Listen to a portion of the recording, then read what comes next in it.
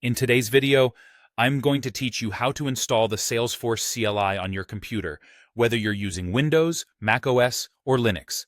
Let's dive right in and make this process as seamless as possible. First things first, you'll need to head over to the Salesforce CLI download page.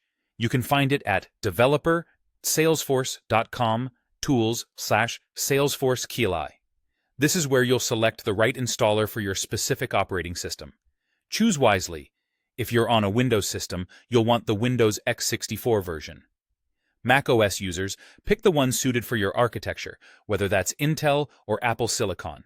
And for those of you on Linux, the options are typically a .tar.gz or a .tar.xz file. Once your download is complete, you're ready to start with the installation. Let's break this down by operating system. If you're on Windows, locate the exe file you just downloaded and double-click it to begin.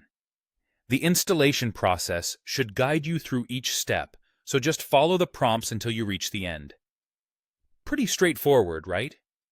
For macOS users, it's a slightly different process, but similarly intuitive. You'll be working with a .pkg file.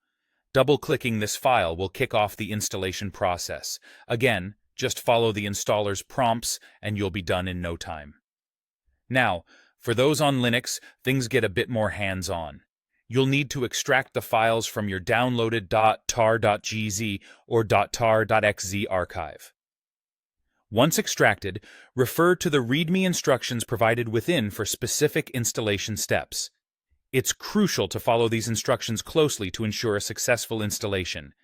With the installation out of the way, it's time to verify that everything is set up correctly.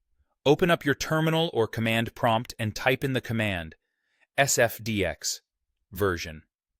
Press enter and you should see a version number pop up. This confirms that the Salesforce CLI is indeed installed and ready to go. As an additional step, especially if you're using the CLI for development purposes, you may want to ensure that your CLI is up to date. For this, you have two options. Simply enter sfupdate or sfdx-update in your terminal or command prompt, depending on the version you're running.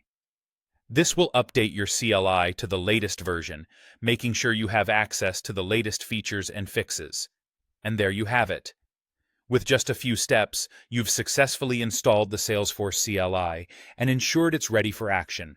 Whether for development or other purposes, you're now equipped with a powerful tool to streamline your Salesforce workflows. Thanks for watching, and be sure to check back for more tech tips and tutorials.